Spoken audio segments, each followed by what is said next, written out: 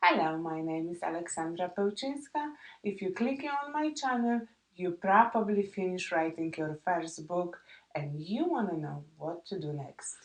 Before we get started, click like and subscribe below.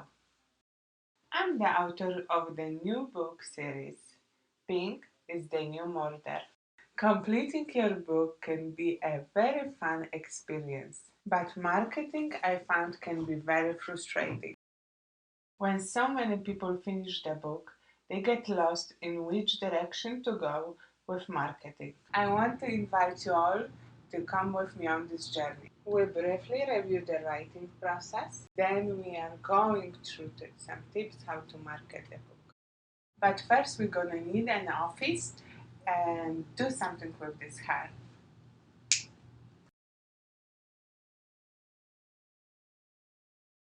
Much better. Let's briefly discuss the writing process.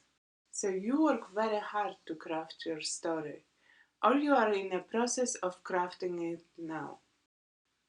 I have 3 tips for those of you still crafting. First tip, be consistent with the number of words you write per day. Number 2, go back and edit only when you get your story laid out. Number 3, pace your workflow, don't rush the finished product. There will always be a place on the shelf for your book.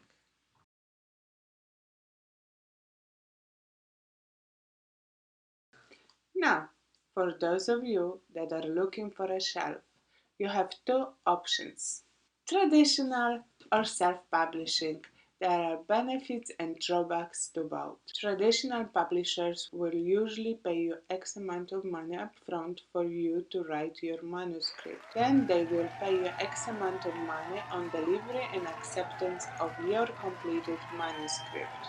But then you are only going to be making a small percent of the books that sell. However, with self-publishing, no one is paying you upfront to write. But for the dozen or so self-publishing businesses out there, you can keep up to 80% of your royalties. Of course, the royalty collected is after you pay the print-on-demand price for the physical copy. I'm going to be honest with you. It's really hard to get a traditional publisher to accept your manuscript if you are a first-time author. It's not impossible, it's just simply hard. So many of you will be going with self-publishing. But that's perfectly fine. And why is that perfectly fine? Because you only have one thing to remember. And that is, no matter what, you still have to market your own book, either route you go. And how good your marketing is depends on the number of sales for your book. So it doesn't matter who publishes it or how it is published. It's important how you market. And you can have the greatest story in the world, but it doesn't matter how great your story is if you don't have a platform.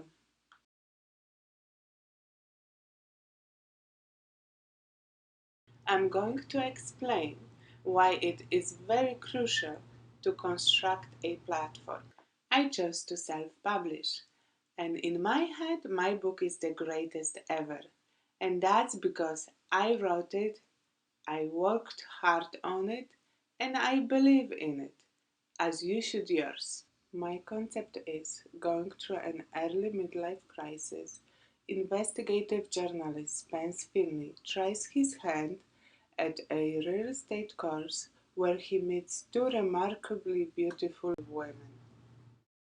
While trying to solve a local murder, an unexpected romance will blossom in the lives of 3 people from completely different cultures.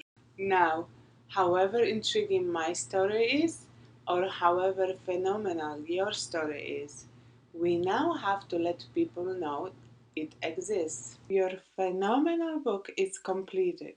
You've chosen how you want to publish it. And now it's time to tell people why they should read it.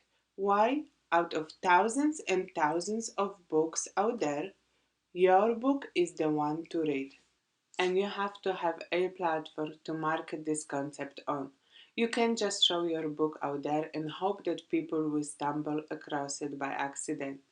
Nope, it doesn't work this way.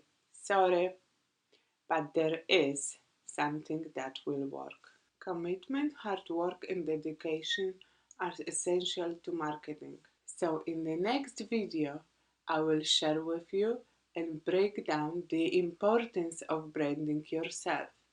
Not your book, but branding yourself as an author. In order to get the fullest potential out of marketing your book, people need to connect with the author. I'll see you in the next video, guys. Prepare to take some notes.